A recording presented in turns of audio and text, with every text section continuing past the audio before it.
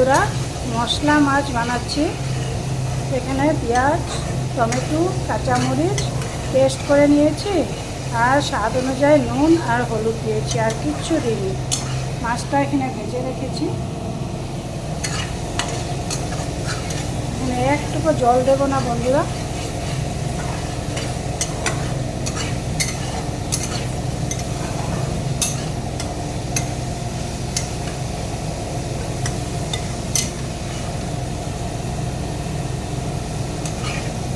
ভালো করে মশলাটাকে ভালো করে কষিয়ে নেব যত সময় পেঁয়াজের কাঁচা গন্ধটা না চলে যায়।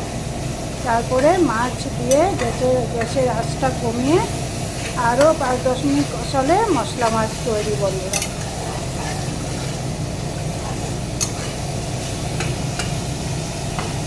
খুব টেস্টি হয় বন্ধুরা এই মশলা মাছটা খেতে।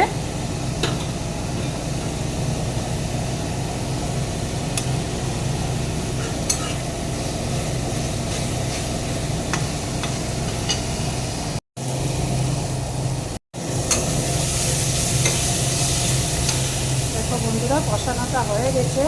এবার উপর থেকে মাছটা দিয়ে দিচ্ছি আর গ্যাসটাকে একদম কমিয়ে দিলাম। এবার এই মশলার সাথে মাছটাকে ভালো করে কষাবো। আবার বন্ধুরা একদম হাতে সময় নিয়ে আস্তে আস্তে করে কষাতে হবে। যত সময় কষাবে বন্ধুরা অত টেস্টি হবে খেতে।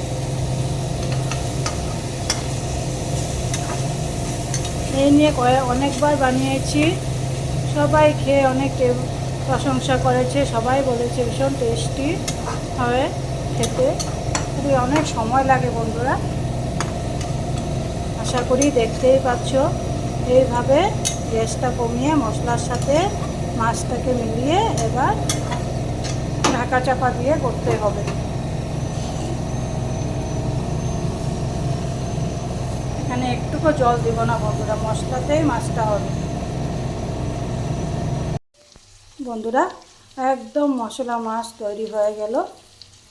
গরম গরম ভাতের সঙ্গে এই মশলা মাছ দেখো, উপর থেকে ধনিয়া পাতাও দিয়ে দিয়েছি।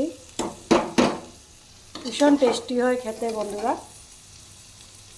তোমাদের কেমন লেগেছে বন্ধুরা রেসিপিটা?